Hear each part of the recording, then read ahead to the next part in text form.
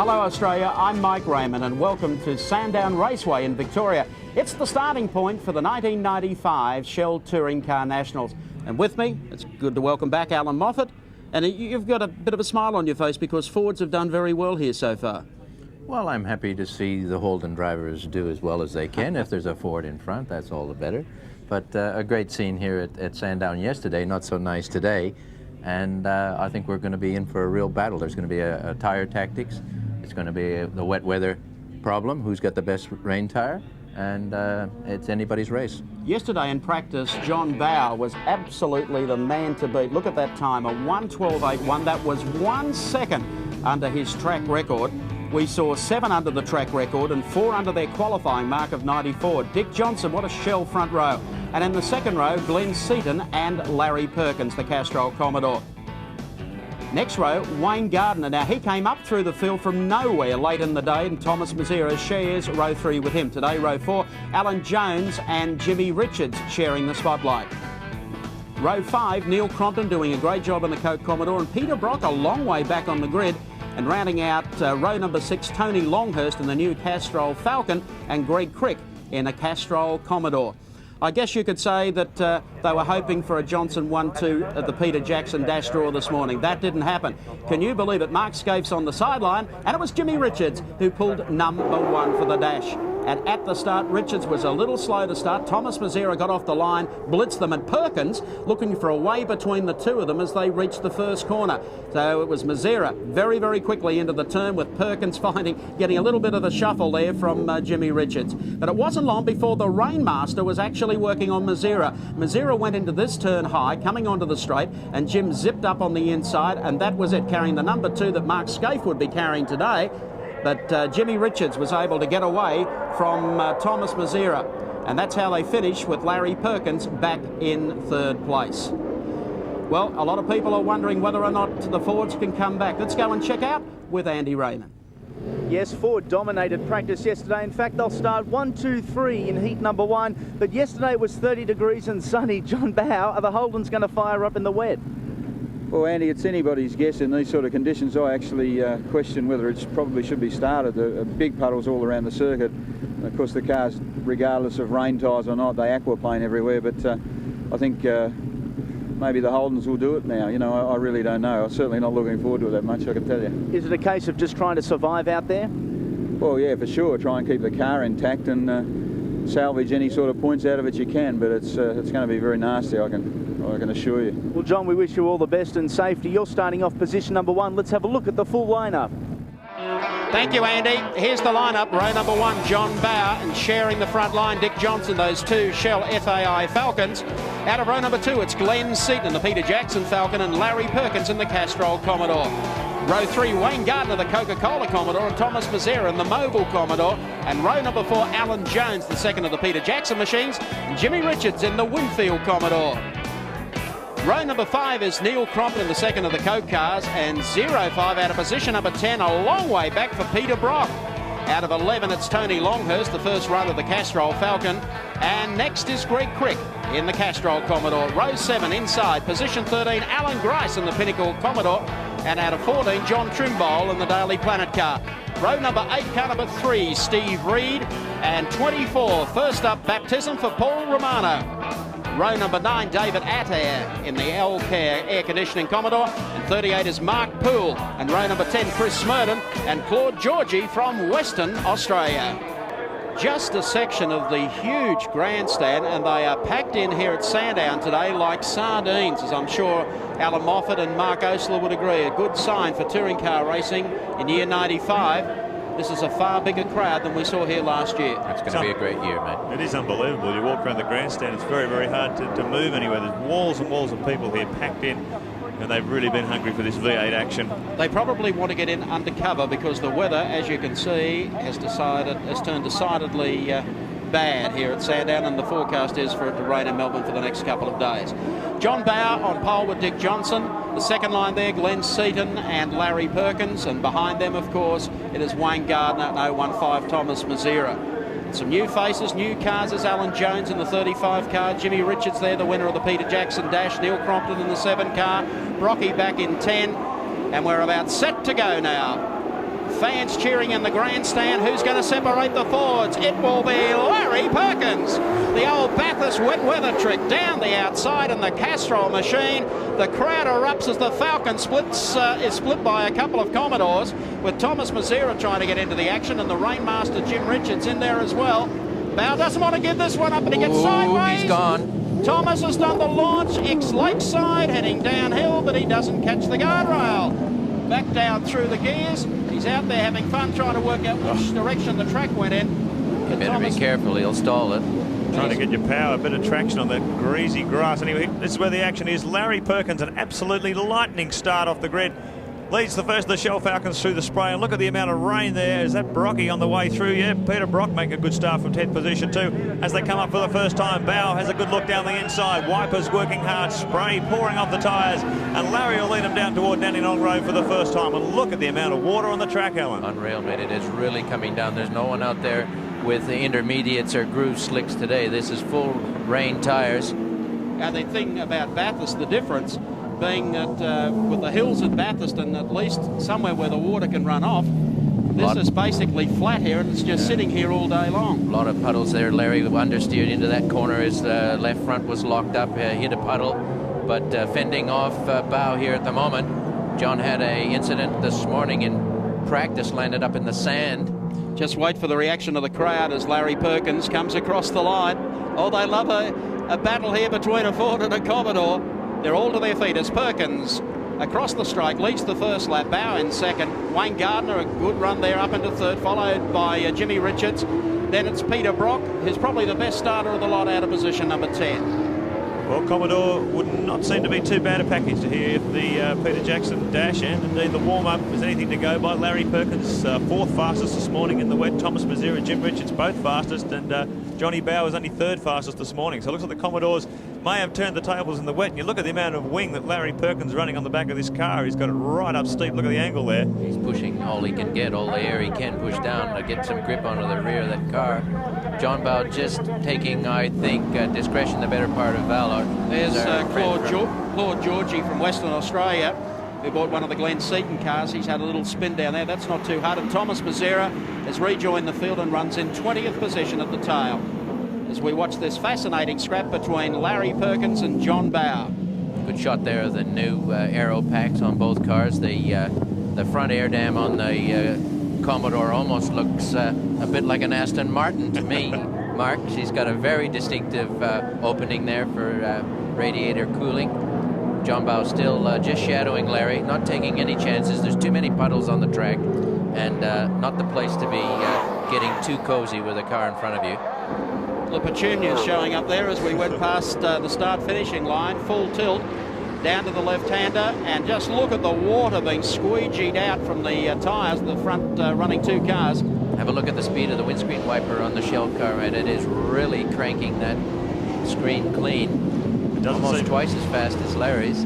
Doesn't seem to matter whether it's dry or wet at Sandown. This has really proven to be a Dunlop circuit, as it has for a number of times. The leading three cars on Dunlops here. Jimmy Richards in fourth in the first of the Yokohama cars, and Brock now up to fifth on the Bridgestone shod Commodore. So a good mix of tyres in here too, and boy, they're working hard trying to squash this water out of the way. Well, Dunlop are under a lot of pressure with their tyre supply this year. The earthquake in Kobe was downtown Dunlop City, and really later in the year, supplies for the Dunlop teams are going to be quite critical. Well, this is the time to try and make a few moves, I guess, while they've got a few stocks left. There's Wayne Gardner, good start from Wayne, running very strongly in the new Coca-Cola VR, and Jimmy Richards showing that great form he's always shown in wet weather in fourth position. Larry leads Bow back onto the straight, this great dice. These two cars look very evenly matched at the moment, Alan. They certainly do, and two fellows that aren't shy at Sandown. I think John Bow always excels at Sandown. Larry's always liked it. Great many miles. I hate to think how many laps Larry's got around this place. But John Bow just casing the situation at the moment. He knows he's got a real competitor in front of him. He's not cool. Whoa! He gets very sideways and he's going into the sand, is he? He's gone. He's on the grass still. Can he keep it going? Oh, keep going, John. Car slipped by, but he's managed. Looks like the engine's still going. He's on the ripple strip now. Don't get straddled there. Well, it's very critical corner. It's critical in the dry. In the wet, you can imagine the judgment factor. He's following Larry. He thinks, well, he can do it, I can do it, but just Slightly different car balance, and naturally 2 different types of cars, 2 different teams. The cars aren't going to be the same at all. But Larry took a real brave move through there. John tried to follow and he couldn't do it. Very, very long lose, and you could see he almost held it. He fought it, he tried hard. Yeah. But look at this situation now. 1, 2, 3, 4, Holden 5. Holden Commodores at the front, Johnson the first of the Falcons in 6. And this will be a turn up for the books. The last Holden win in Australian touring car racing was at Wanneroo last year. They've had a real missing streak right through the endurance races. Bit of a drought. No drought here today with the rain down. Actually, how has this played into the hands of Mark Scaife, who was missing from action today after that practice wreck at Eastern Creek? Handed the car over to Jimmy Richards and will sit out this one. He'll come back at Sevens Plains, but it really needed for Mark Scaife, for a couple of these guys to jumble up the placings here today. You would have thought that John Bowe may have gone through the entire meeting unbeaten, including the dash after quick time yesterday, but how things can change. And now we have Larry Perkins up leading this one, and the battle for second is in fact between Wayne Gardner's Coca-Cola Commodore and the Winfield Commodore with Jimmy Richards carrying the number 2. Richards is definitely trying. You can see him, that's not out of control. He's powering the car into that oversteer slide, and to be doing that in these conditions is a fairly remarkable move. John Bowe back to 9th, and Peter Brock has moved to 4th from starting out of 10.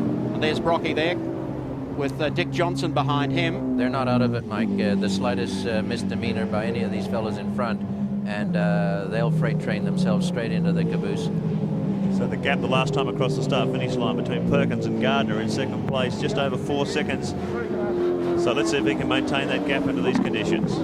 Here's Brocky down through the S's. It's hairy enough through here in the dry, but to be picking the balance necessary to keep these things on track. 1,300 kilos. They are heavy cars. These are no Volkswagens. And believe me, these fellas are using every ounce of energy, skill, and patience that they know to control these cars in these kind of conditions.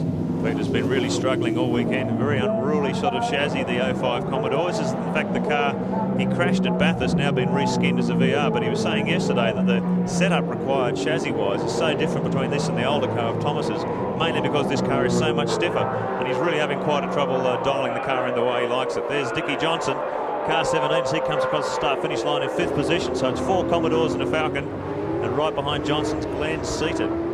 Well, yesterday's performance by both Dick and John, you would have thought that it was going to be a shell cakewalk here today, but certainly the rain brings the best out in every team there. Whoa. Dick sliding it around. None of these fellows are very shy about throwing these cars around. Well, if you saw at Bathurst, we take Dunlop race camera with Dick because he just takes a little glance up into the rear view mirror.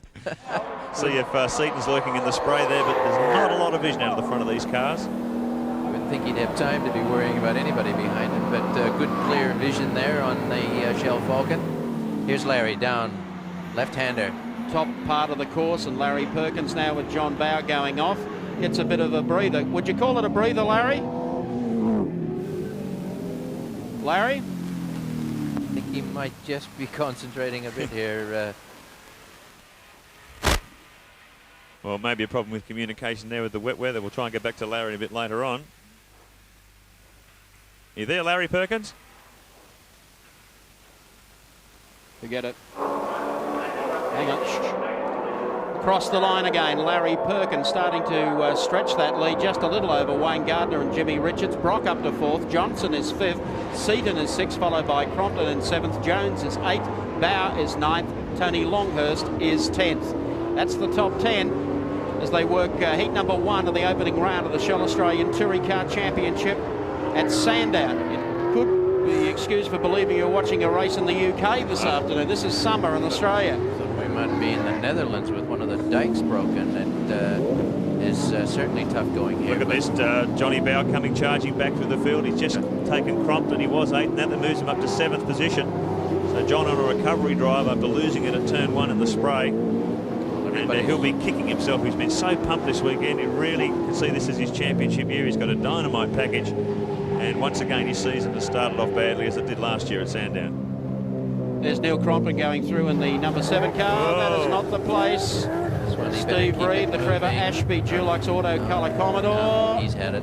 You won't find too many fishermen on the beach using these to carry their rods around. They're not too good when they get on the sand. Gee, I hope he can get out before the tide comes in. And Steve is stuck there for the rest of the race, I'm afraid. Going to need a tractor to get that one out. Yep, you can shut the engine off and turn the wipers off. It's going nowhere. Sit her down. Well, the rain brings the best in all these fellows out. We saw Larry Perkins absolutely brilliant at Bathurst in the rain. Sandown, a very fast, very demanding circuit. The car's got to be just right. Driver has to be totally confident that he can throw it around a bit. And look at the gap that this fellow's put on the field here this afternoon. Look how tidily he's driving the car too. 5.9, almost 6 seconds, the gap over Wayne Gardner as they came across the start-finish line that time around. Jimmy Richards still in third. It's Brock, Johnson, Seaton and Bow making the charge back through the field ahead of Crompton, Alan Jones and Tony Longhurst in the new Castrol Falcon. A great showing from him, running in the top 10 of his first meeting. Tremendous show after a very tight schedule to get the new Falcon built for the first run of the season here now. So Larry's coming up behind some lap traffic. That's Cloud Georgie in the ex-Glenn Seaton Falcon EB. Heck, whoops. Hang on, do a pickup. The next shot. Yeah. Jimmy Richards still runs third on the road in the Winfield Commodore. Peter Brock is closing on him. And in fact, Wayne Gardner is getting away from Jim Richards and I think maybe even starting to make some inroads on Larry Perkins. Yeah, we'll monitor that gap as they come across the start line once again. But the gap out about 5.96 seconds at the moment between Perkins and Gardner. But a great showing from Wayne. Jimmy Richards now in third. The team's brand new VR Commodore. And look at that, Peter Brock. Sneaking up. Getting very close. He was complaining about the chassis setup yesterday in the drive. It looks like the Mobile 05 is working very well in the wet today, Alan. Tires are starting to get some grip into them. I don't know that they didn't always have some grip, but they're certainly warmer and potentially more grip than obviously the first couple of rounds. Now is Wayne Gardner making inroads? 3.4 seconds the gap behind Perkins that time around, so he's chopped 3 seconds out of Larry's lead. Gardner is on a real charge here in the wet. Well, I can tell you Perkins is a real calculating driver and he'll know exactly how many laps he's got to do. Oops. He may be driving at the slowest possible speed. Lord Georgie from Western Australia trying to stay out of harm's way. Just balked a couple of cars momentarily. Here comes Glenn Seaton. Just pick his way out of the spray there too. Just out from behind Georgie. So there he is with the headlights on. Seaton charging through, trying to make some impression on Brock. So the gaps between the cars really concertining as the way through. And there's Brocky up the inside. Well, here's a go. Not close enough here. Maybe the next lap through. Tire rules are out the door in these conditions. The teams can choose any tire, any wet weather tire they want. So the drivers certainly with brand new tires able to thrash them in this heat, knowing they can throw another set on for the next heat. And Here's everybody, Brocky's definitely letting Jim know he'd like to pass and in a hurry. Two of the most experienced drivers you'll ever see in the wet. Brock climbs right onto the back of the Winfield Commodore as they come onto the main straight once again. Larry Perkins, meanwhile, just gone across the start-finish line. Brock up the inside, side by side between the Mobile car and the Winfield car. Listen to the crowd here. The grandstand gets to its feet. It's a drag race. Brock's got half a nose in front as they go through the spray. Under brakes, watch him over the bumps here. Brock's a tad in front. Richards survives to race another day. He tucks in behind Brock, but he's going to give him plenty of carry in the rearview mirror as they come out of the corner. Championship driving champion fellows. Well, Just great racing. Larry may have been held up on that previous lap. The gap out to 4.1 seconds now. And Glenn Seaton has arrived to make it a three-way party as well in the Peter Jackson car. The exit out of NGK and now up the back straight. We'll see if Seaton has anything left in reserve. Look at the way the Brockies, he's scalded away from Jimmy Richards. Well, there's been a bit of criticism of this new Holden aerodynamic package, but certainly in the wet weather, that's a pretty good telling factor of how well the downforce is working. And the Commodores at the moment are absolutely dominant. 1, 2, 3, 4. Seaton the first, the Falcons in fifth. Here we are, Dandenong Road. Oop, little bump there on the inside. Jim Richards throws it wide. Just narrowly misses the curbs on the... Don't want to be hitting those curbs in these conditions. In the dry, the fellows will use them, ride up on them, and slingshot themselves out of the corner, but not today. You can see they're very, very tidy. Well, there's a howling gale here. The flags are blowing, as you can see. And through the mist and the mire, it's Larry Perkins in the Castrol Commodore, and he leads the first race. Let's check them out for you on our Shell race score. It's Lightning Larry, Bathurst revisited, leading from Wayne Gardner. Super ride from Wayne. In third at the moment is Peter Brock. Fourth is Jimmy Richards, and now up to 5, it's Glenn Seaton.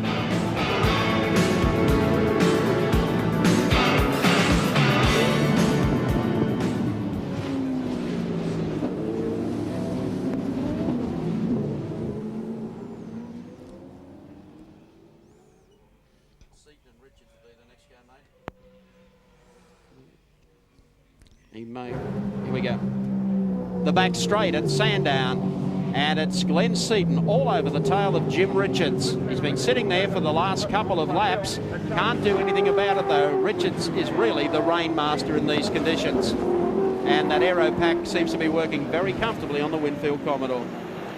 I don't think there's any doubt that both packs are working well, Mike. It's just in the rain there are so many other little ifs, ands and buts that cause so many problems, not the least of which is the concern the drivers have got. Well, I think what Glenn would like to do is get past Jim if he possibly could, because just catching them now is one John Bow, who dropped back and is coming back, storming through this field. There he is. Well, John showed the potential that both he and Dick exercised yesterday by putting their shell cars on the front row, and just apart from that little oops at the end of the straight, John Bow is definitely howling through this field.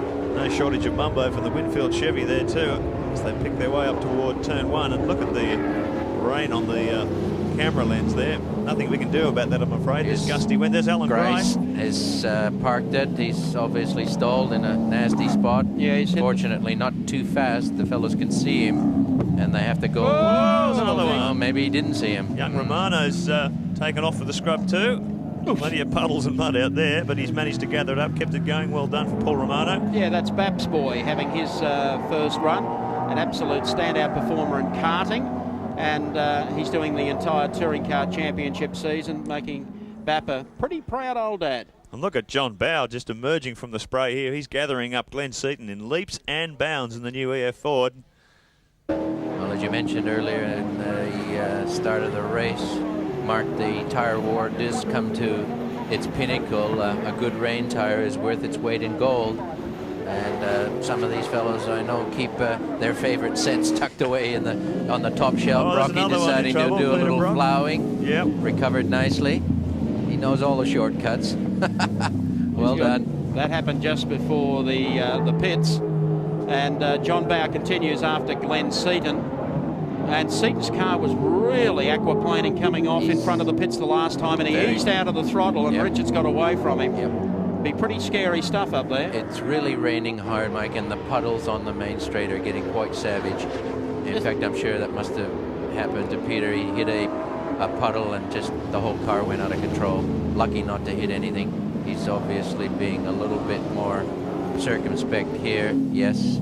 Gee, it's funny that car's still parked there. We thought, oh well, I don't think a brave marshal that would walk out in front of this field. So absolutely, and Gricey can't do anything about it. He's in there. Yellow flag means no passing anyway, so the drivers are forewarned now.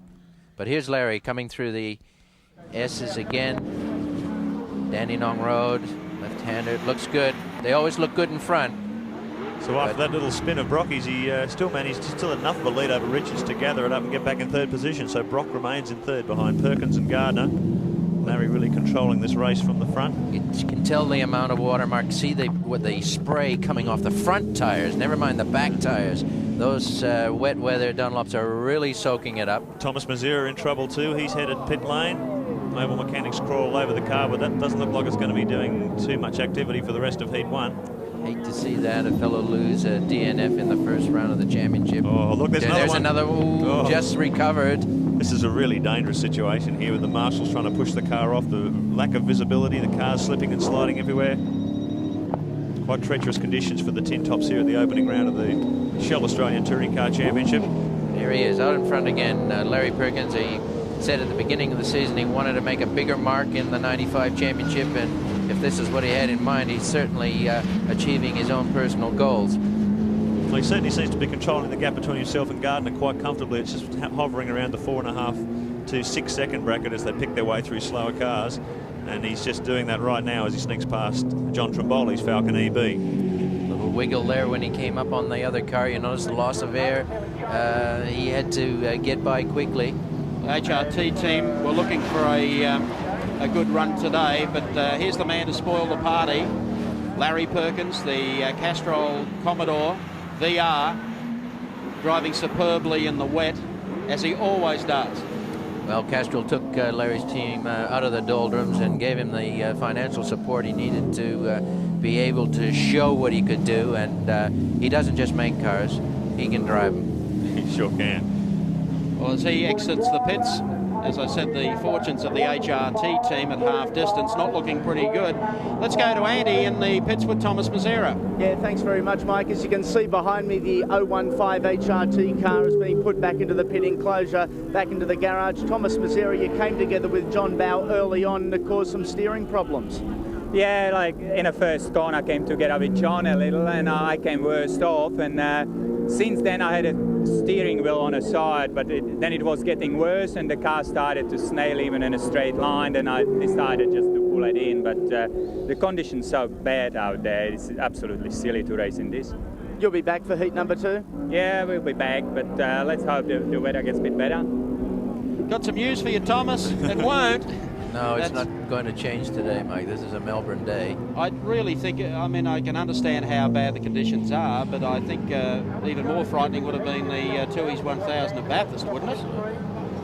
So every driver's in charge of his own destiny. You play it as you have to. Accidents will happen naturally, and if Thomas had a faulty steering, nothing would be more disconcerting than feeling the steering wheel going the wrong way around a place like this today. Well, Perkins still the race leader over Wayne Gardner. Peter Brock still listed in third, Jim Richards in fourth, and John Bow, just as we went to the pits for that report, has just managed to get by Glenn Seat, followed then by Dick Johnson. Tony Longhurst is up to 8, then it's Alan Jones and Neil Crompton round out the 10. Great drive by Johnny Bow to get back up to 5th position, but if you look at how well Perkins is controlling this race, Bow's still 23 seconds behind Perkins, and we've just gone through past half distance for the race, so Larry putting in some very, very quick and consistent laps in the new Castrol VR. Claude Georgie there, first-time runner from Western Australia. He's been very mindful of other drivers behind him, trying to stay out of their way. And of course, it'd be terrifying to be having your first Australian Touring Car Championship run in the wet at Sandown, a pretty fast track. When you can't see out the front window and then you can't see out the back window either, I'm sure he's getting a real baptism of fire here today. There goes John Bow in the number 18 car. He exits bottom turn. Done a good job to climb back through the field of 5th. That is quite an accomplishment. Certainly is, and what he wants to do this year, as he said all the time, is just start racking up those points. The competition is so tight now, Alan, in touring car racing, you could effectively win the championship without actually winning a round. Absolutely, but those DNFs will kill you, or not a top 6 finish. So he has really returned with the vengeance here and redeemed himself. He'll be kicking himself for a week over his little misdemeanor, but he's done well to come back as far as he has. So the gap between Perkins and Gardner now at 7.3. Here's Johnny Bow. He's still running in 5th position behind Richards, about 2 or so seconds behind Jimmy Richards. So he may gobble up another position before this race is over. The Shell Falcon. I thought Gardner did an exceptionally good job yesterday. He was looking a little sad in qualifying, or not necessarily qualifying, but the early practice rounds on Saturday morning. But when it came time to qualify, he just shot himself straight up into contention and has shown that was no fluke. The Coke team have done their homework over Christmas and looking forward to some new engines. So John Bow. Neil Crompton runs in the 10th spot in the field. Pretty tough out there. Good day at the office, Crompton.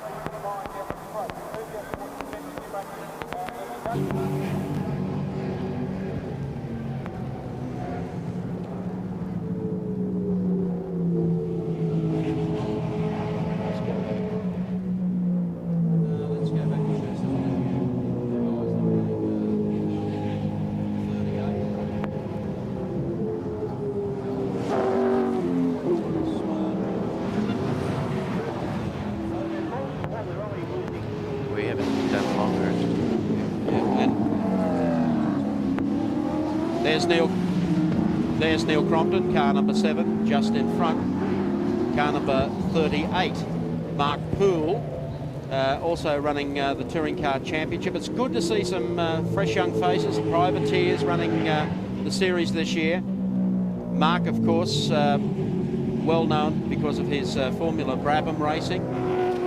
And here he is working up on the inside. This is fiery baptism, but he's managed to handle this okay. It doesn't take on Neil Crompton without some degree of effort, and well done there. And that has moved him up to 10th. Crompton goes back to 11th. He's obviously doing it tough, and so is Mark, but he's managed to get past Neil Crompton's Coke Commodore. Yes, wouldn't be too... our race cam shows the problem. If you're Neil Crompton, the wipers are on the blink. Boy, that's brave stuff, and that is damn hard, really hard.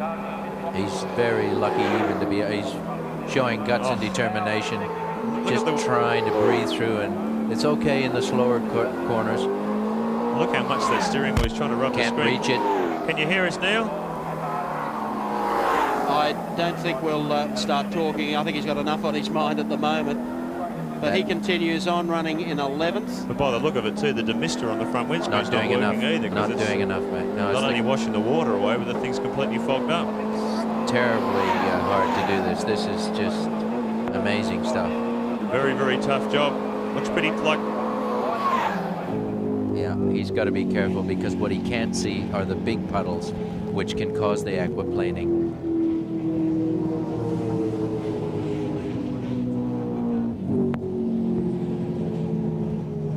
Beautiful circuit, Sandown, being hosting great racing here in Melbourne for over 30 years. The first race in 1961.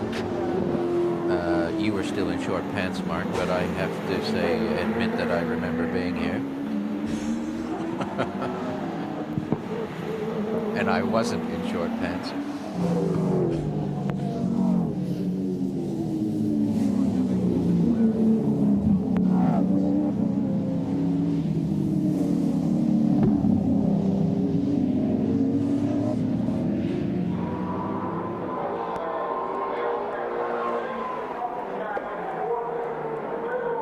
The opening leg of the Shell Australian Championship continues. Neil Crompton doing it tough, no windscreen wipers.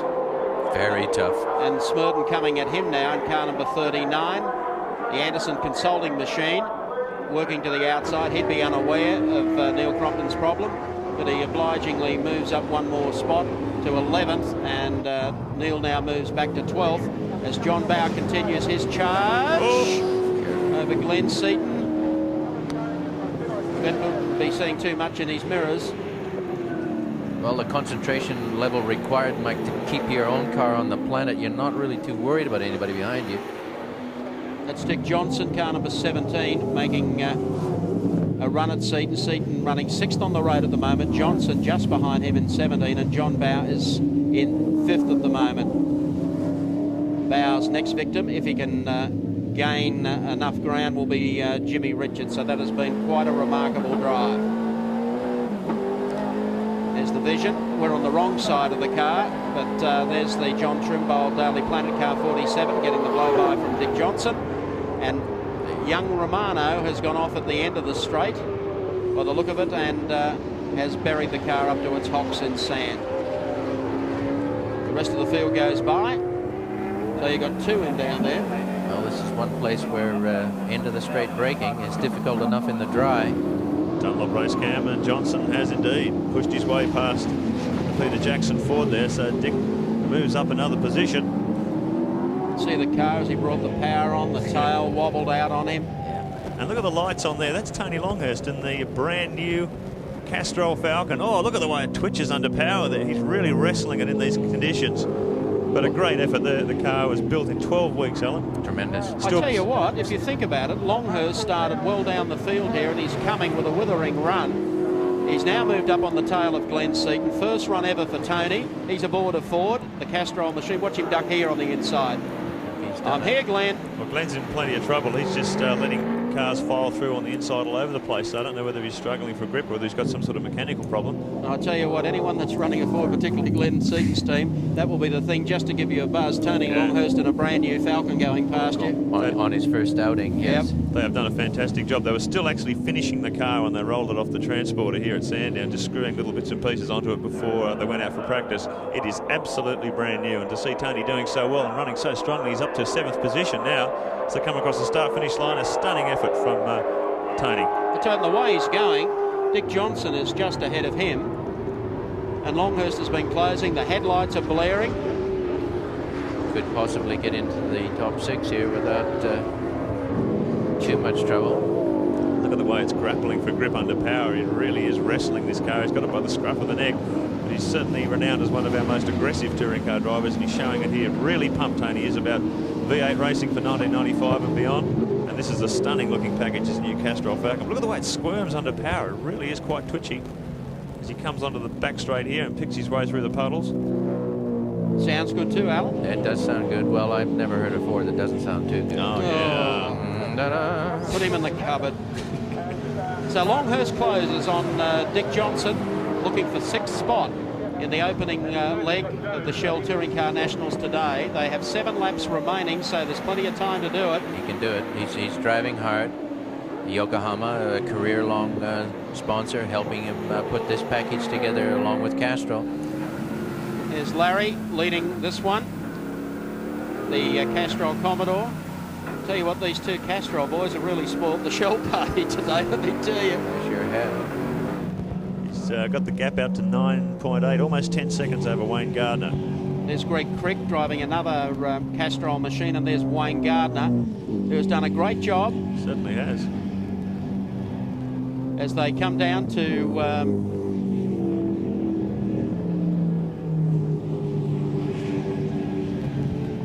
I think we're going to see.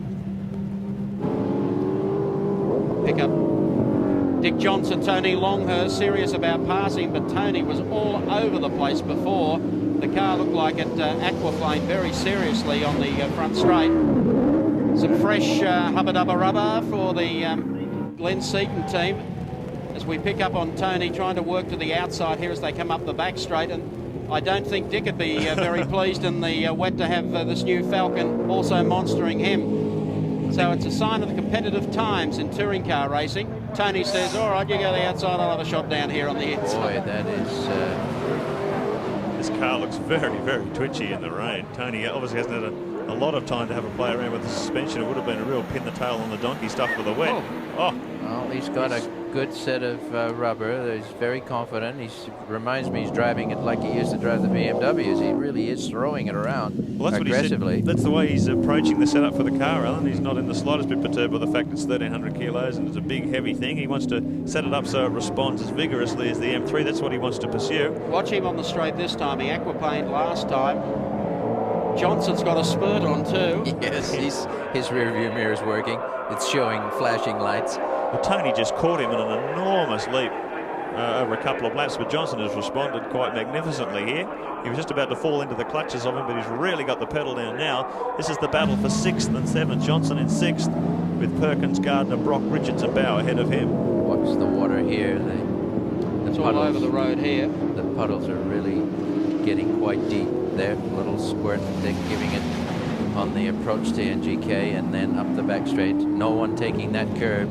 In qualifying yesterday, they were in the dirt on the other side of that curb, but not this afternoon. Dick's car's Here's aquaplaning, and here comes... Oh, what about this for... He knows he's there now. The aerodynamics still work. Tony dragging him up the back straight, but boy... Oh, how about that for a pass? Dunlop race cam showed you that, as Tony Longhurst was able to get by Dick Johnson. Doing it well.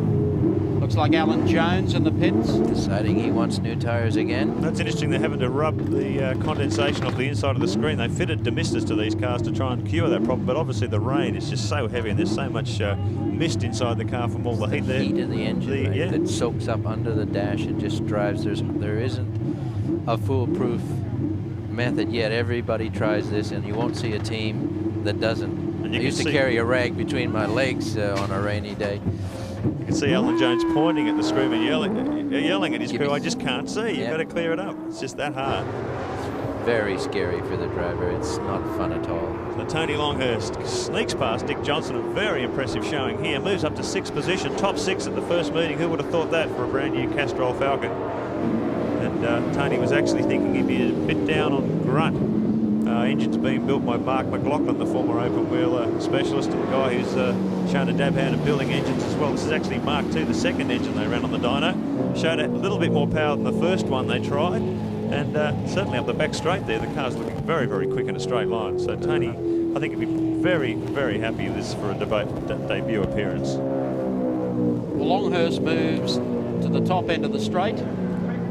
See how quickly Johnson can stay with him as our leader goes across the line with 4 laps to go. He's able to get away from Dick that time, Tony Longhurst. Time will beat him for any sort of attack on John Bowe. But there's Claude Georgie again from Western Australia, privateer. Tony immediately down the inside of him.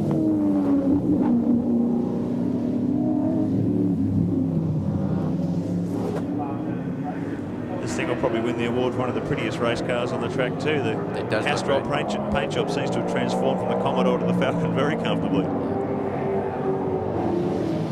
Oh, the hands out the window. Brocky's back. We know that side. He's coming up to, by the look of it, put a lap on Greg Crick, the Tasmanian, also in a Castrol Commodore. Yes, Greg's bringing his own sponsor along for the second race of the year, but without contracts exactly in place yet, I thought it was a good idea to run it in the Castrol colours for the final time. So we've got 3 Castrol cars on the track for the opening round of the championship. Brock sneaks through on the outside. He gave it a good squirt pass there. He's moving.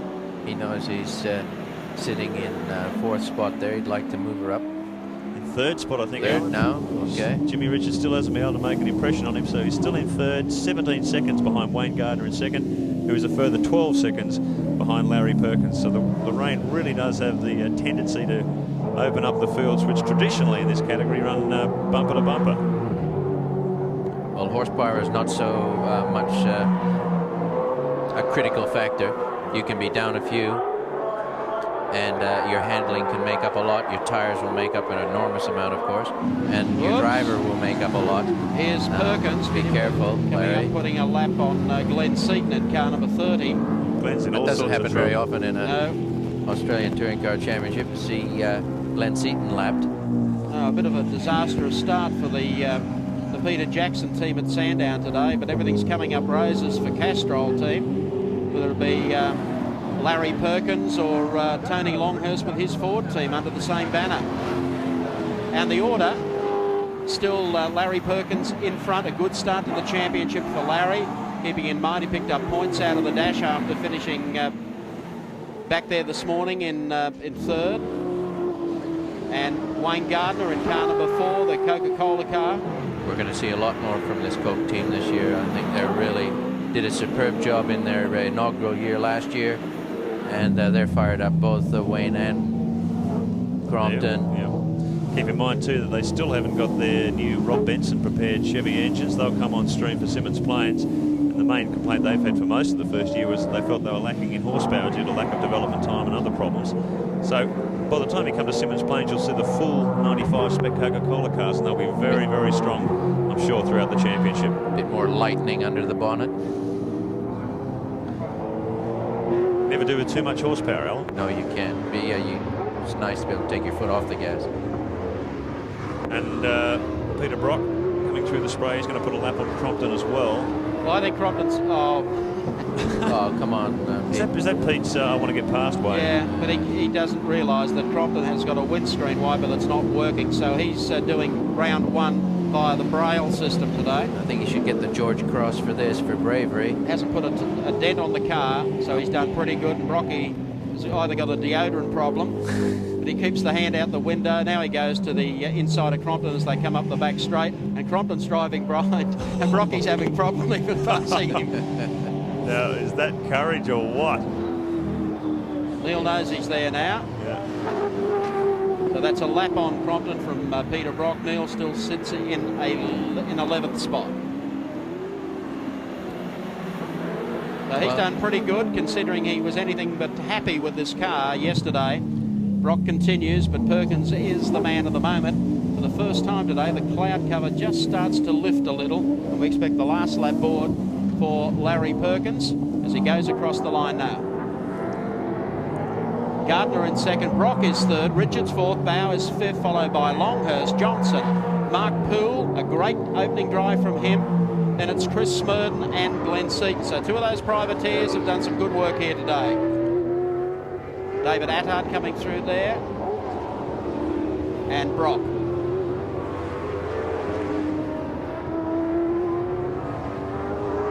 Here is our man coming up the back straight, Larry Perkins. Half a lap to go at Sandown for heat number 1 of the opening round of the Shell Touring Car Nationals.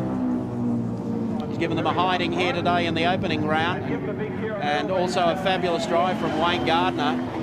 So it's going to be Commodores 1, 2 and 3, make that 4. And then John Bower, who looked like he had a top 3 spot sewn up, only to spin off in the bottom corner.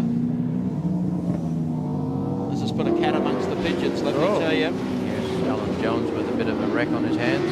He's had a nose job there by the look of it. The Falcon, that is.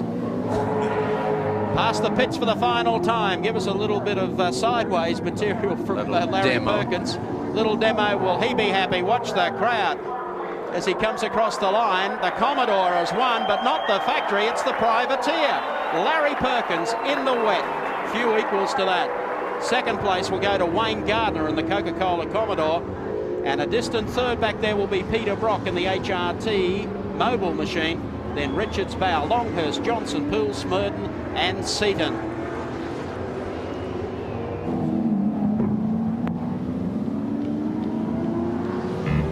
Checking them out now on our Shell race score.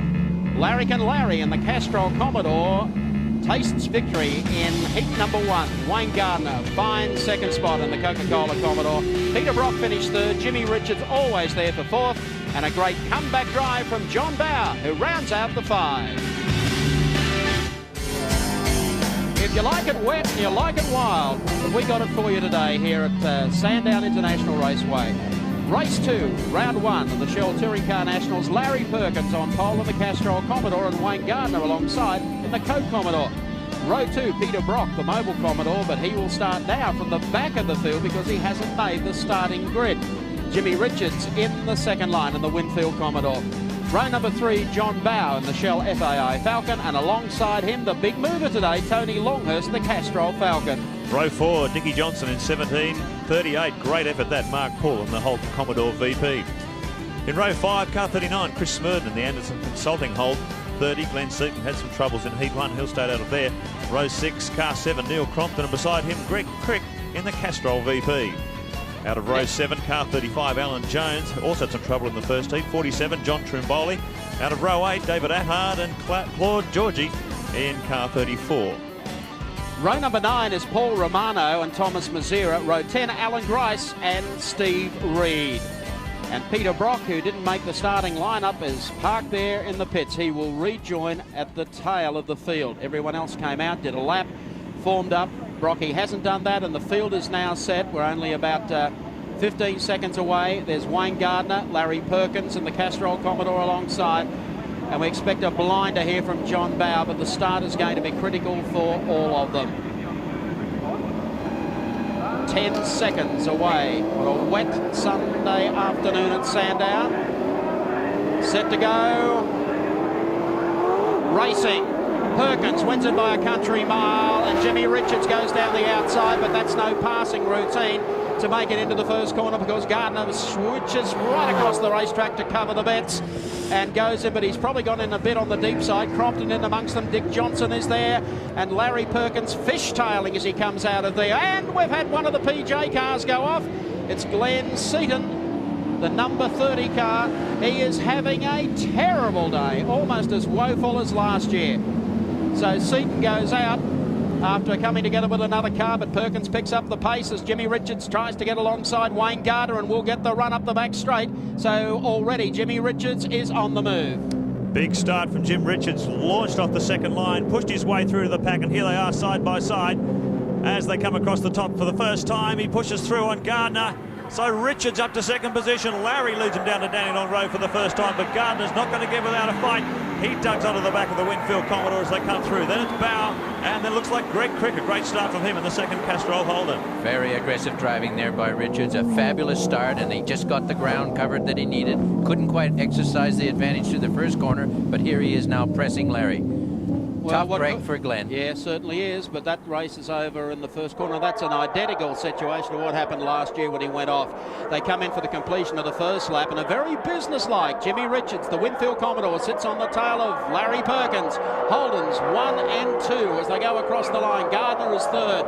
Then it's Tony Longhurst, followed by John Bow, Dick Johnson, Neil Crompton, a blinder out of the pack, and then it's Alan Jones. Well, what a both Richards and Wayne know that they can't let Larry get away. He was so forceful in the first heat and got away from them. And here's Richards trying everything. This is not just a casual passing maneuver. He's really monstering Larry. Becoming a bit of a legend for that sideways driving Larry. Clancy of the oversteer, they're calling him. Well, when you have someone right behind you, it's not a bad tactic to have a very wide rear end. Well, you could see him on that warm-up lap. He really concentrated on burning those rear tyres, getting it sideways out of the corners, trying to get plenty of heat into them because the track conditions are quite cold. Plenty of water around, but Jimmy Richards, he's really on Larry's hammer here as they come down through the S's for the second time. Watch Larry on the exit out of here. He just brings it on ever so slowly, just gets enough to the ground and then hedges his bets to move across the racetrack and protect the next right-hander. Jim will have to make a daring move here because I'm sure he respects Larry, and Larry has a ton of respect for Jim, who normally doesn't get into banging at the backs of cars. No, you can say that for sure. Jim Richards, Peter Brock, two fellows that hardly ever touch anyone else on the racetrack. And just back behind them, as you'll see, is Tony Longhurst, as it looks like the Clipsal car in the pits, Smurden machine. I think he was caught up with Glenn Seaton at that first corner incident, but Perkins still in control. Richards, flames belching from the exhaust, follows him through. Gardner, very impressive run from Longhurst, so he's leading the two Shell Fords, which really set the pace here on Friday and Saturday.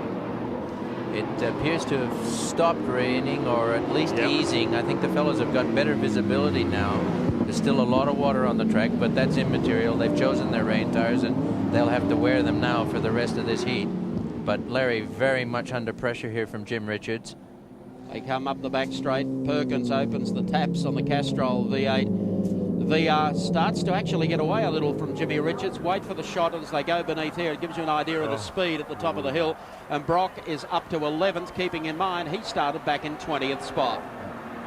A lot of different theories why the Commodores seem to go so well in the wet, particularly around here. Some say it's the aero kit, some say it's because they get the power down better than the Fords. Whatever the package is, they're looking very strong here. But Tony Longhurst, he really is the outstanding performer. First time in a Falcon, first time he's run at Sandown. The car is absolutely brand new, and he's right on the back of Wayne Gardner. Is he what? Tremendous. No baloney Tony could be striking here today at Sandown. Could even have a Castrol 1-2. Gardner's car gets sideways and jerks out of that turn as they come and work the front straight here at Sandown before a packed grandstand.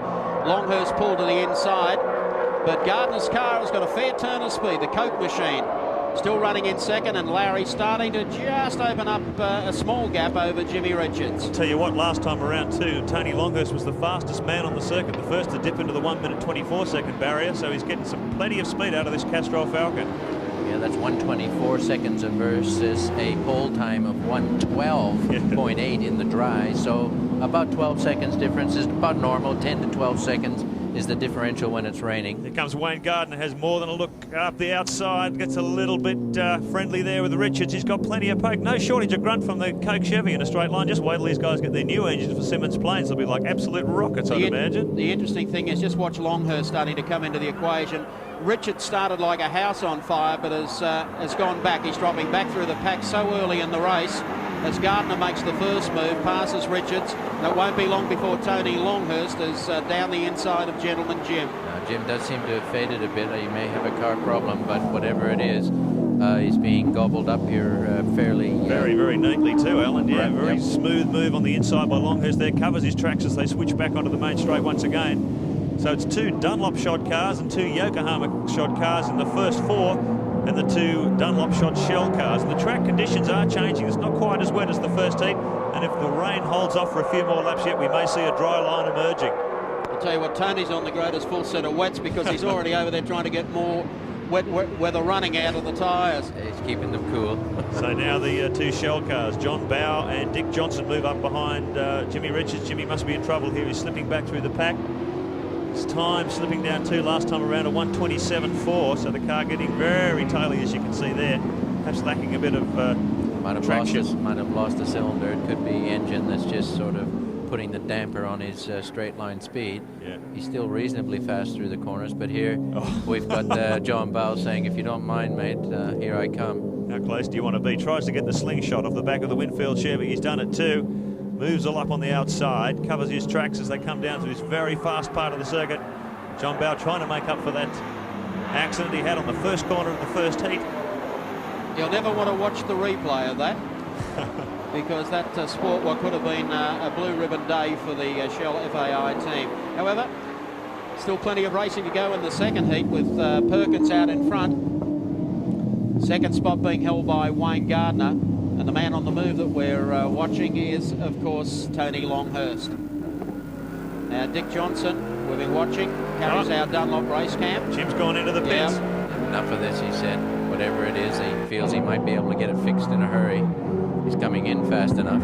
For someone of Jim Richards' calibre and his proven skills, are they going to change the tyres? Oh, well. They've been struggling for grip there. Certainly the car was getting very taily, particularly under power, trying to put the power down the slower corners here. New rubber goes on. It really has stopped raining, and with this being a 28 lap heat, tire choices towards half distance or even a little later. Well, Jimmy had no choice. It looks like he's gone back onto a full wet once again. The track is still certainly wet enough for that.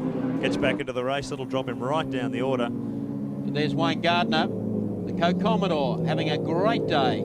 He's deserved one of these for a while. Yes, they've worked hard all year and not necessarily with the results they would have liked last year, but I think they've served notice here today that they're going to be a force to be dealt with this season, 95.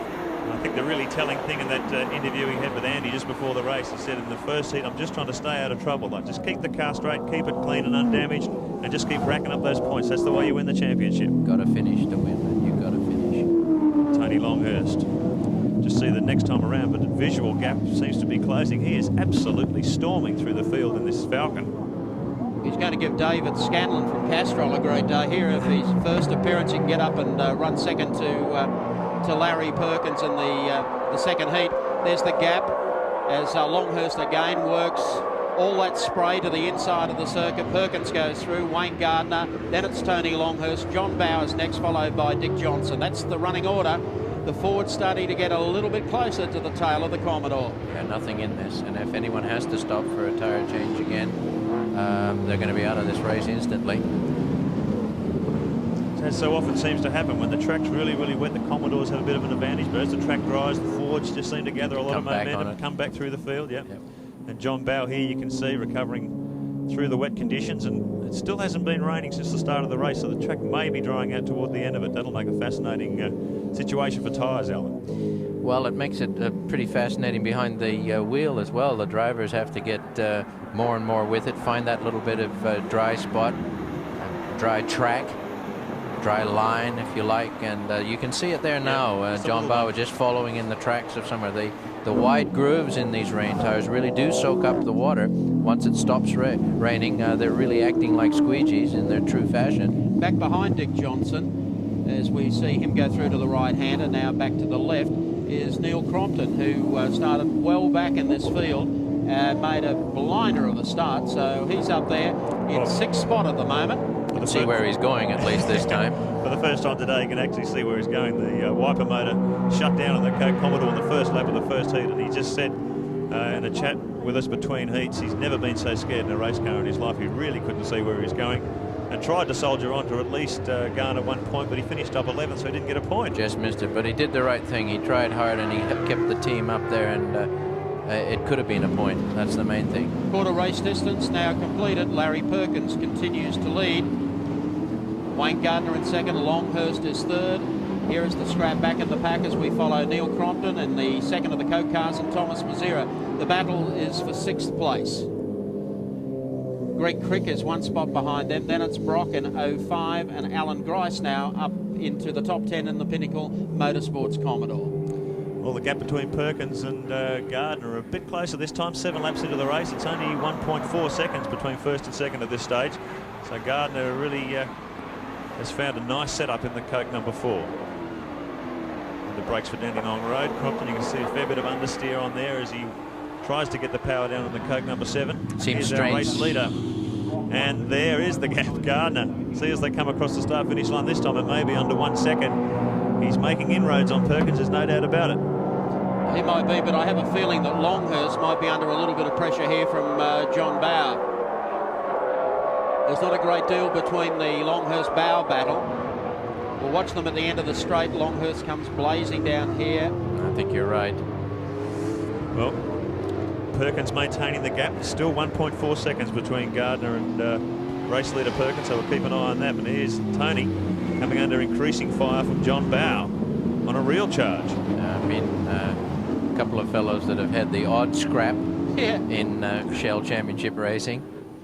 They sure have, and Dick Johnson is back behind them. And if you're running a Ford like Dick has produced a Ford team for a number of years, and all of a sudden someone comes along, a privateer as such, and starts turning the heat up on you, the first thing you want to do is get one of your blue and yellow Fords by him, and then the second one as quickly as possible. The fascinating thing about these two cars is they're running on different brands of tyre, and also the fact that Tony, like this thing, he's turned this around in 12 weeks from an absolute bare shell Piece of paper. to a fully prepared race car in 12 weeks. 2,000 man-hours his small team have put into this thing over the last 3 months to get it on the track. An outstanding effort, I'm sure. So he's coming under increasing pressure now from Bow as they pick their way back onto the main straight once again. Yeah, watch Tony get across to the inside. JB sits down. This will give you an idea of the relative horsepower difference, if anything. Well, Tony said he was expecting to be a bit down on horsepower, and this is a real horsepower circuit, but he's certainly holding his own there in a straight line. Not showing any disadvantage. I think John closed on him under brakes there a bit. And Look at the water still there. plenty of water everywhere. If your tyres do heat up, there's a couple of spots on this racetrack that will cool them down ever so quickly. Very quickly, Mike. A couple of the other cars, you notice, have been fairly taily out of the corners as they snap the power on. The Longhurst car, not so much. He's been driving it very straight, feeding the power on. He really has been concentrating on chassis setup this weekend, and no doubt he had to play around with the car in between since the last heat. The car seems to be behaving itself far more. It looked fairly unruly in the first heat. It was getting very physical with it, but the car just seems to be working much better. Bow, meanwhile, is also working increasing very the well. pressure. Yeah. So Longhurst with his mirrors full of Shell FAI. As he tries to close the gap on Gardner, at the same time defend his position from Bow. Difficult job in these wet conditions. Well, he started off making inroads on Gardner in the last 2 laps. He's been more content in trying to fight off John Bow, and Gardner's got away by a car length again. Well, that's interesting. Look at the drive out of that corner. He's obviously springing out of the corner fairly well, and then when he gets in a straight line, and he holds his own with the Shell FII4, but Bow takes advantage of the draft. He goes to look down the outside, come under the bumps into turn 1. Let's see if he can do anything. Oh, he gets a little bit sideways under brakes. That was only to let John know, no, don't have a go there. Obviously wary of coming off there Oh, in the it was first well heat. done. He sneaks That up was the well inside, done. Here he is. He's done it. That was extremely good move. maintaining the pressure. Nicely capitalizing on the initial move that he tried to set up at the end of the straight, which was difficult for anybody. Well, you can see he's continuing that momentum now. We've got one of the cars in the pits. Is that Brocky? Yeah, Peter Brock in trouble. Having a wretched day, starting from pit lane for the second heat. And looks like new tyres going onto the car. A bit of a brief chat with the engineer, Ron Harrop, there. Not in a great rush. Not breaking their neck with that one. They wouldn't want to be doing that at Bathurst. Brock will light him up on his way back into the race, but well down the order right now. I think he's back in 16th position before he came to the pits that time. Here's our race leader, Larry Perkins, still in control, and you can see the track is drying out. He's brought it down into the 23-second bracket now, 1:23.7 the last time around, so the track and a dry line certainly emerging here. And may even have to start looking for a wet line again. It could get too dry and the tires get too hot. They head down, Larry Perkins. There you can see Longhurst once again. He's been chasing the wet groove. Checking them out for you on the Shell race score. Larry Perkins leads race number 2. Wayne Gardner runs second. John Bow is third. Tony Longhurst fourth. And rounding off all those forwards, Dick Johnson in fifth.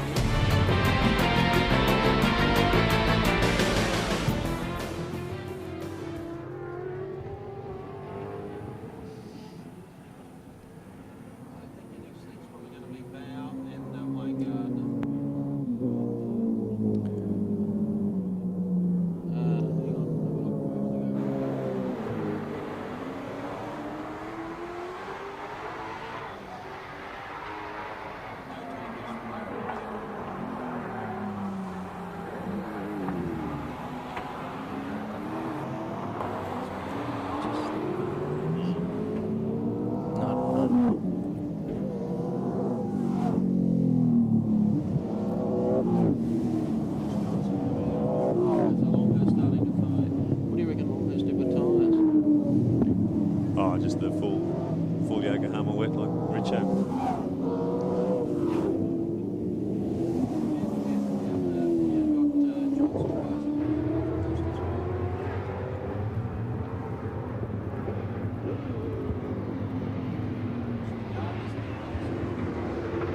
John Bow.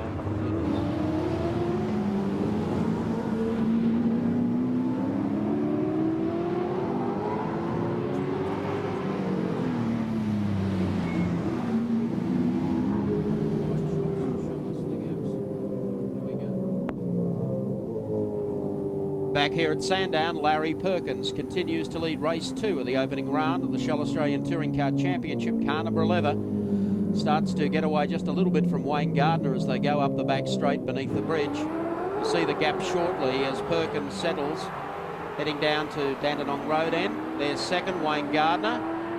He's doing a good job staying in touch, but the man gaining on Gardner all the time is in fact John Bow, as Tony Longhurst is beginning to fall back into the hands of Dick Johnson in the second of the Shell FAI cars. Larry Perkins carries our Castrol race cam, give you an indication of just how busy or how relaxed Larry is behind the wheel. A very relaxed driving style, which is an indication of what's going on between his ears. A little glance in the rearview mirror there. Every driver's paranoid about that gap between you. You see the lap board as you go by. It tells you what your lead is, but you always want to visually have a little check.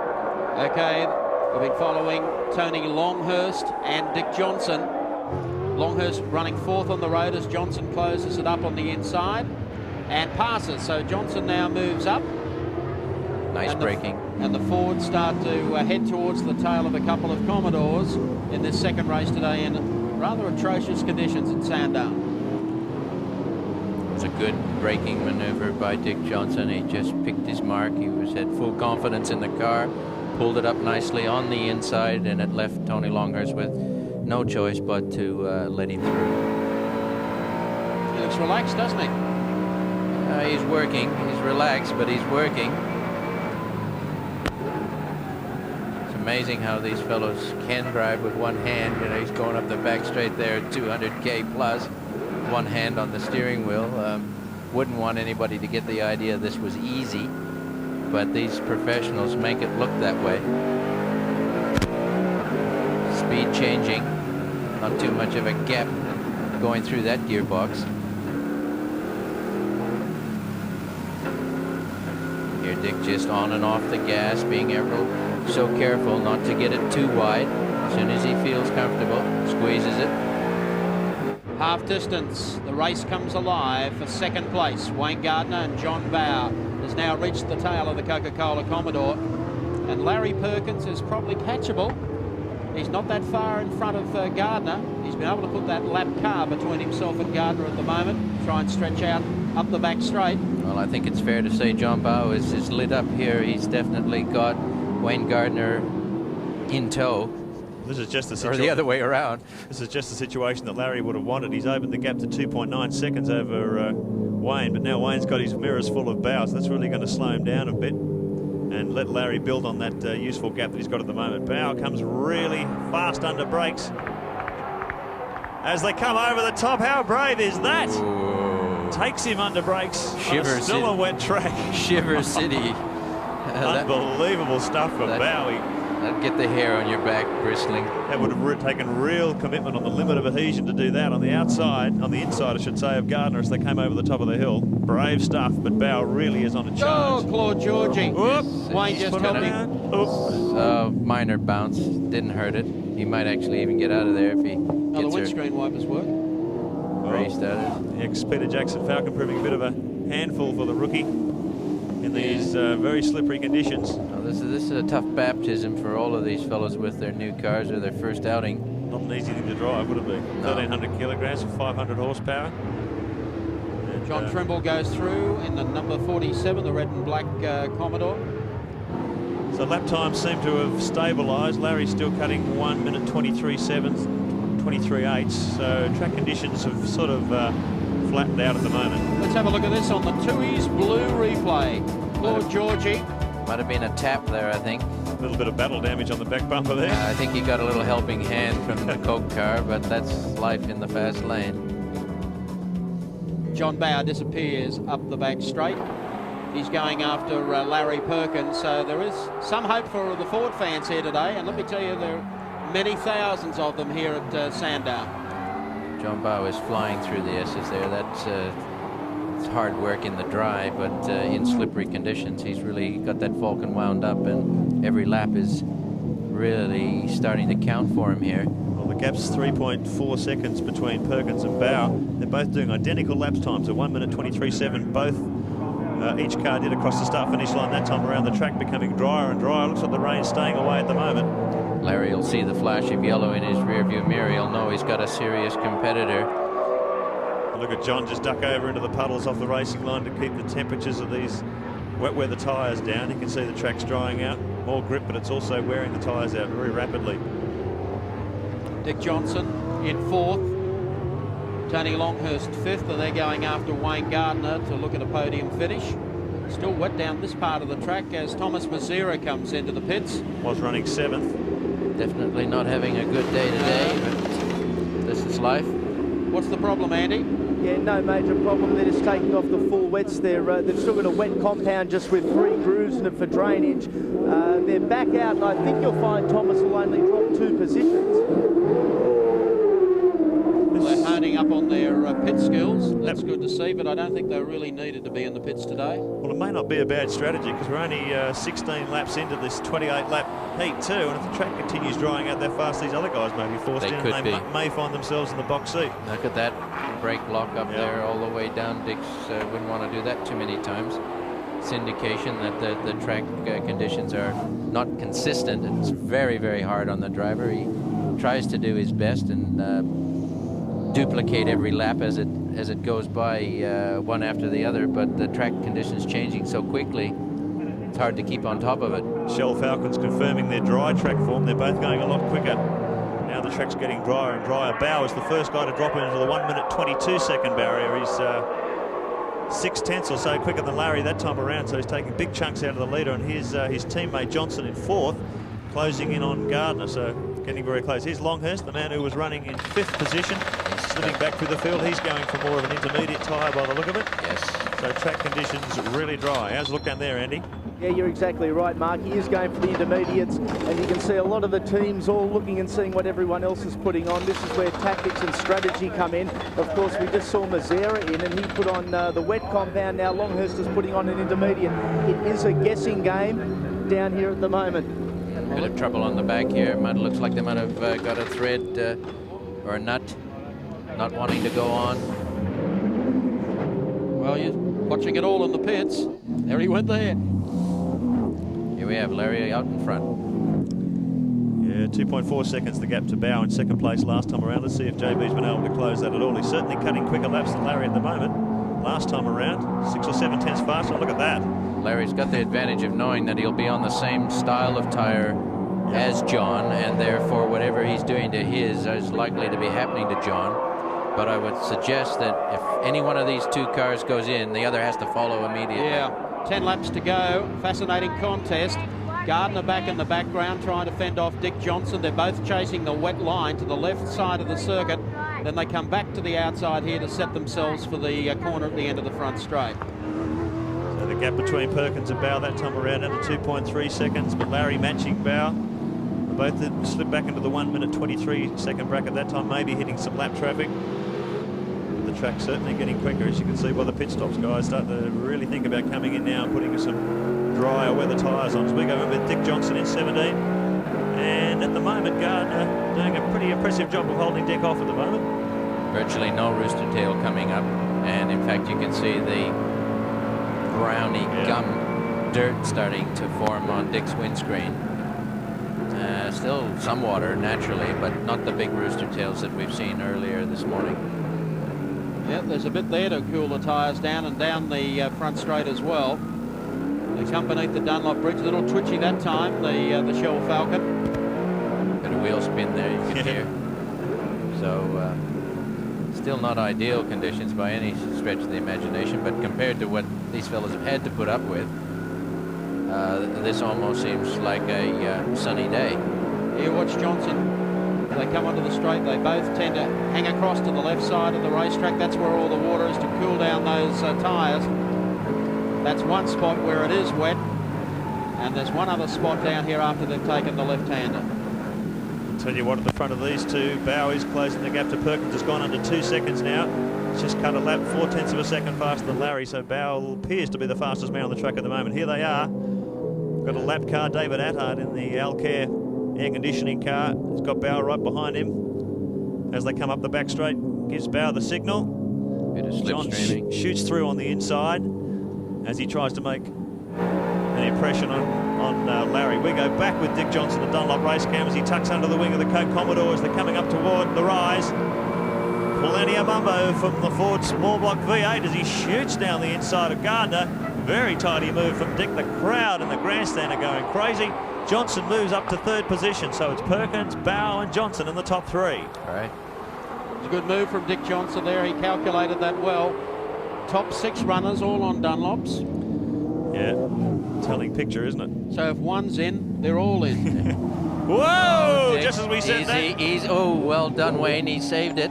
Well, You saw how he read that. He read that beautifully. Wayne Gardner saved the day there. Not only did he save his own car, he didn't manage to T-bone Dick. So Johnson, all just read that perfectly as Dick started to go. He's only gone up there to cool down the tyres, obviously. He'll be mad at himself. Just a bit. Tui's blue brings you the replay as Dick sets it all alight. Gardner misses. Good evasive action there. Just a bit too much momentum going into that corner, and all that hard work goes to waste on the grass. Oh, Wayne gets a little bit sideways as he flicks it into the switchback coming onto the back straight. So he survives. As Alan said, very nice evasive driving from Gardner there. He's really staying out of trouble in 95, isn't he? Keeping the car, hasn't got a scratch on it all day. In very, very trying conditions. He's been running door to door with the other guys, and still are hanging in there in third position. Here comes Larry down the inside of Mark Poole. not wanting to waste any time. Fortunately, young Paul Romano is there as well. Last time through it was 1.6 seconds, the gap between first and second, so Bowers making little inroads on Larry all the time, nibbling away at this lead he's got. Falcon appears to be the faster car on the track at the moment. We only need one shower or burst of rain and the whole situation could change again. Keep in mind these guys are on full wet weather tyres and they're going to be looking for every little puddle they can find to keep the temperatures down as the track continues to dry out. 7 laps to go. The chase is on. Yep, see them duck off the ideal racing line over into the puddles to drop the temperatures down on the tyres and try and hold them together. It's going to be very, very challenging if we don't get another shower for these guys. And that's the problem with the wet weather tyre, isn't it, Alan? It gets so hot that the compound destabilises and actually begins to fall apart underneath you, doesn't it? Starts to mumbo jumbo under the weight of the car. The grooves are just a bit too wide. They do an excellent job getting rid of the water, but on the dry track, these cars are set up wanting every inch of rubber they can take, and hence the tire basically overheats and goes soggy on them. And when it starts chunking up, it's actually like you're driving on some ball bearings. Exactly. The car's just all over the place. Yeah. Becomes very unpredictable and quite nervy for the driver. He doesn't have the feel that he needs to throw these things around. But Larry seems to be a little bit of understeer there. Well, he's a little bit of oversteer on the way up there. Yeah, well, he was ready for it, but that's an indication that the tires are getting a little tired and just not responding the way they need to. You can put the the stopwatches away. It's a visual gap now. Bow really zeroing in on the back of the Castrol Commodore. This is going to be a testy finish here. We've seen Larry carry off the first heat. And you can see how Bow is struggling with his tyres there. The thing getting very, very sideways as he tried to put the power down. They've both gone way off the racing line to try and run in the puddles to keep the temperatures down. But they're running out of water pretty quickly. They are. Well, if he gets any further over to the left, he'll win the 1,200-metre hurdle. Fortunately, they're far enough in the lead where they can virtually duel with each other, and neither will want to dive in, but I suggest that if one does, the other has to follow instantly. And the interesting thing, just looking at the lap times here, Tony Longhurst, who came in to switch to a set of intermediates, he's doing lap times 3 or 4 seconds slower than these guys on full wet, so I don't know what's happening there. But you can see the track is drying out, time stabilising. Larry, that last time around, Bow was a second faster than Perkins. Well, we've only got 5 laps to go, and I think Larry can hold it off. It's just a question of whether John can pressure him a bit more. But they're both in the same situation, aren't they, Alan? They're both on the same tyres that are starting to go away from them. Oh, heard a little skid there. Perkins, it wasn't Perkins, and it wasn't JB. So he continues to stalk Larry Perkins. They'll take the signal with 4 laps to go. 5 laps to go next time by.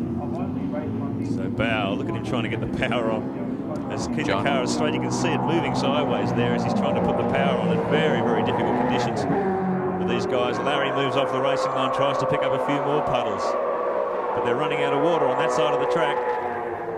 What has been happening all day, we haven't seen the Perkins car lock up a brake all day. I think that's just a superb credit to his style and his capacity to balance a car, because if a brake was ever going to lock up, the rainy situation certainly brings it on. But he's had this car deliver him a good mount today, and he's exercising all his abilities to keep it out in front. Well, he always threatened to do it this year. He had a sort of overburn on customers, looking after the customers last year. He's pulled that right back this year so he can concentrate more on the Castrol Commodore, and he really does have the Shell Series and, of course, Bathurst in his sights for 95. If this is any indication of the form that he can produce in the Sprint Series, a lot of the regular competitors. Yeah, they've got something to watch out for this year. But he hasn't even had to be aggressive today. Okay, I'll debate that with you later tonight, okay? So you can see the track's just getting a shine on. There's very little water left on these parts of the track. He's getting a bit nervous. He's gone wide there twice now on that right-hander on the approach to the zig onto the straight. So I think John Bow has succeeded in getting him into a worried frame of mind, but he's holding him off. Big sweep again across, costing him time as long as John Bow stays in a straight line. But John really not close enough yet to take what you call a threatening passing maneuver. Larry hasn't missed a puddle for the last 2 laps. He knows where they're at. Little brings the power on. Just feeds it on out of here. And he's up the straight again with JB and hot pursuit. Wayne Gardner, we mentioned before, doing a great job running in 3rd place, the Coke Commodore, after that scrap with Dick Johnson. Then Johnson spun. That gave Gardner a very handy 3rd and not too much pressure. Whoa, got one in trouble.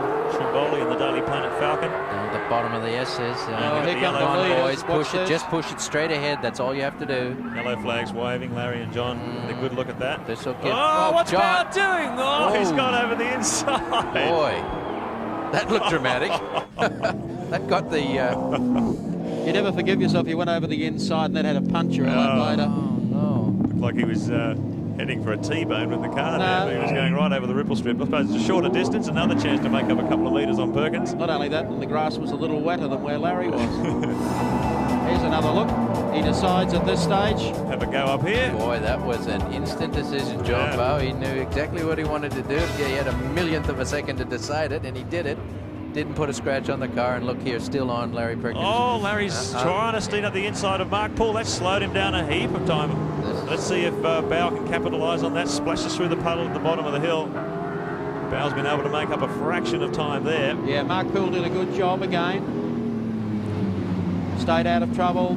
backed off, let Bow go through. He didn't want to be part of that, and they're starting to close it down. John's definitely in the slipstream now. He's going to have the advantage of having that Commodore help him get up the back straight with a little toe. 2.5 laps remaining in this second race of the opening round of the Shell Touring Car Nationals from Sandown. Larry Perkins gets plenty of support at the top end of the circuit. And look at Bow, man on a mission here. He's lightning. See if he heads for the grass again. No, follows the conventional line through the corner. They got it this out time. of there. That was a good move. And he got out of there quicker too. Larry's missed a gear. Yeah, you can hear him Something. struggling there. Bow's got a much faster run out of the corner, but Larry covers his tracks. Let's see if Bow can switch across and nail him on the left-hand or to the main straight. He's running out of options. Doesn't happen very often, but it can. 6-speed gearbox. There's plenty of them there to. Whoa! Look at him trying to get the power down and block his tracks. He better go right now, or left rather. Yeah. See if Bow goes for a tyre cooling operation, or whether he's going to just stick it in there and try and overtake him. The crowd goes mad as they come across the start-finish line. Oh boy, look at this. Under brakes here again. This was treacherous territory for Bow in Heat 1. 2 laps to go. Boy. And Larry's then got to try and back it off to make sure he doesn't wind up on the wrong side of the road. Terrific stuff from these two. Holden and Ford, the brand new Aero kits, the brand new cars, and boy, aren't they competitive. Larry gets it really sideways as he tries to cover his territory once again onto the back straight. This must be such a difficult situation, Alan. You're trying to conserve your tyres and you're also trying to drive aggressively to beat the other guy. And driving a little, I think John's got him this time, but no, Larry's very, very defensive. He's placed it very nicely, but John's got a big slingshot there. I think you can say... Larry's going to hold his ground here. This will be exciting as they come over the top into the left-hander. Perkins. Oh, mate. Gutsy stuff. Bow tried it around the outside the conventional line, but Perkins just enough strength there and went in really late under brakes. The crowd are going crazy. This is a fantastic duel. Well, if you're John Bow, you've got to figure out where it's going to happen. He's just about driven Larry mad so far. Whoa, Larry's lost it. He went in a fraction too deep there. That's pressure driving from JB. Almost exactly what Dick Johnson did, but John achieved his objective. He forced him into it without touching him. Larry will be kicking himself. Look at this. The Ford fans Ford flags are flying. 1 lap to go. John Bow saved the best for last at Sandown today. Second spot still held by Larry Perkins, and third place by Wayne Gardner. So no chance that Wayne Gardner is going to dislodge, if you like, Larry Perkins for second. Let's talk about professional driving. There's two guys that took it on and just said, I'm going to do something with this race. John Bow obviously very unhappy with his performance in the first heat. Talk about redeeming himself. Superb drive here in the second heat at Sandown. Well, he moves up the back straight. Perkins is going to take the points overall on the day because a win and a second, and John, of course, had to play catch-up in that opening heat, but he'll get a tremendous reaction and reception from the spectators because he's driven his heart out here after spinning off in the first race this morning. Well, it's probably too early to say whether the new Falcon and the new Commodore are evenly matched parity-wise, but boy, that's an indication. The drivers sure are. That's an indication of the action we can expect this year. It's going to be an absolute boomer. Coming out of the pit turn now for the final time. The checkered flag is at the ready, and so are the folks in the grandstand. They jump to the air as John Bow comes out of the final corner. Listen to that reaction. A Ford wins race number 2 in the Shell Series here today. John Bow, the winner. Fabulous second place going to a trier in Larry Perkins, the Castrol Commodore, and third place going to Wayne Gardner in the Coca-Cola Commodore. Didn't the crowd love that?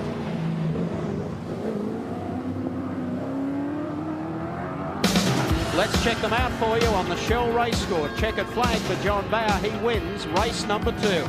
Larry Perkins in the Castrol Commodore takes second. Wayne Gardner, the Coke Commodore, third. Then Dick Johnson in the 17 Shell FIA Falcon finishes in fourth. Neil Crompton, a good finish, fifth spot, car number 7, the second Coke Commodore. Sixth place, Greg Crick in the Castrol Commodore. Seventh was Thomas Mazzera. Eighth, Peter Brock. Ninth, Jimmy Richards. And Alan Grice in the Pinnacle Commodore finishes in 10th. And we'll be back at Sandown in just a moment.